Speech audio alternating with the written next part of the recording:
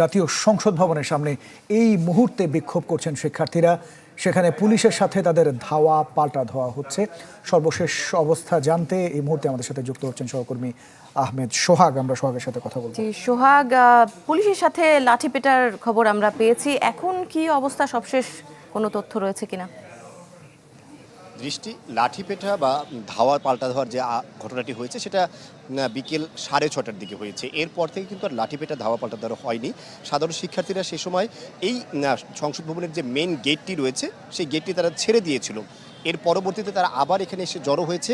জড়ো হয়ে কিছুক্ষণ আগ পর্যন্ত কিন্তু তারা এখানেই অবস্থান করেছে এবং তাদের একটি প্রতিনিধি দল সংসদ ভবনের মেন ফটকের কাছ পর্যন্ত পুলিশ প্রশাসন তাদেরকে নিয়েছিল, কিন্তু ভিতরে নেয়নি। তারা আমাদেরকে জানিয়েছেন তাদের সাথে উচ্চপদস্থ কেউ তেমন কথা বলেননি। পরিশেষে তারা আসলে বের হয়ে তারা এই 9:30 পর্যন্ত পুরো প্রায় 5 ঘন্টা সংসদ ভবনের সামনের যে মানিক মিয়া সড়কটি রয়েছে সেই সড়কটি তারা অবরোধ করে রেখেছে।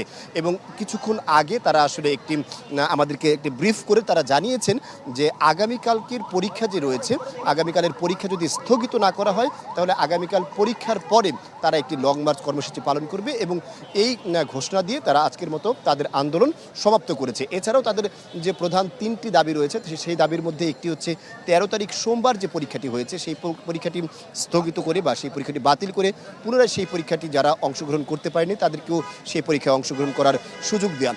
আর যখনই তারা আসলে এখান থেকে চলে গিয়েছেন এরপরে কিছু উৎসুক মানুষ এখন এখানে অবস্থান করছেন এবং অল্প কয়েকজন সাধারণ শিক্ষার্থী এখানে আছেন বলা যায় আর কি।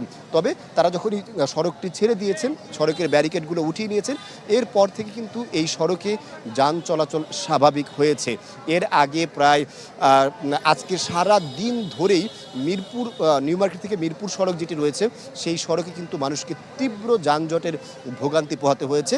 এখন যান চলাচল কিছুটা স্বাভাবিক। এই আন্দোলনকারীরা আজ একদম সকাল 11টা থেকে শুরু করে প্রায় 3.5 ঘন্টা প্রথমে সায়েন্স ল্যাবে অবস্থান করেছিল এবং সেই অবস্থান করার পরে সেখান থেকে আবার ঢাকা বিশ্ববিদ্যালয়ের অভিমুখে তারা যখন যাত্রা করে ঢাকা বিশ্ববিদ্যালয়ের ভিসি চত্বরে গিয়ে তারা আসলে সেই তারা সেখানে থামতে বাধ্য হয় এবং সেখানে বাধাপ্রাপ্ত হওয়ার পরে তারা শিক্ষা বোর্ডে যায় এবং শিক্ষা বোর্ড অবরোধ করার চেষ্টা করে। সেখানেও তারা বাধা পেয়ে এসে আবার পুনরায় সায়েন্স ল্যাবে আসে এবং 5:30 বাজে তারা, আমরা দেখেছি সায়েন্স ল্যাব থেকে তারা আসলে এই জাতীয় সংসদ ভবনে আসে এবং এখান থেকে এসে আজ রাত 9:30 বাজে তারা আসলে তাদের আজকের মতো কার্যক্রম সমাপ্ত ঘোষণা করছে। দৃষ্টি। জি সোহাগ, ধন্যবাদ আপনাকে আমাদের সাথে যুক্ত হওয়ার জন্য।